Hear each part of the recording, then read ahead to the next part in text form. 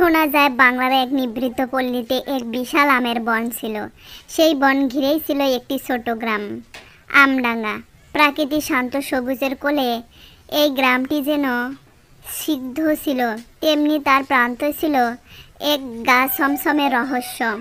গ্রামের শেষ প্রান্তে সবার থেকে আলাদা হয়ে দাঁড়িয়েছিল এক দৈত্যাকার জীর্ণ বটগাছ।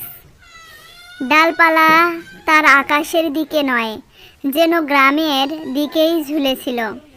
গ্রামের লোকেরা বলতো সেই গাছের সবচেয়ে উঁচু ও ঘন ডালে বাস করত এক ডাইনি, নাম তার কপিলা।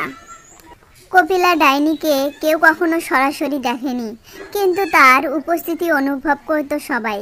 গভীর রাতে তারা ছাপা হাসির শব্দ, অথবা ভোর রাতে গাছের নিচে জমা হওয়া অদ্ভুত কিছু সামগ্রী, এমনই ছিল তার থাকার প্রমাণ।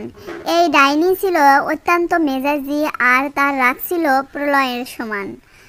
গ্রামের সকলে জানত ওই বটগাছের ত্রিসীমানায় যাওয়া মানে নিজের বিপদ ডেকে আনা।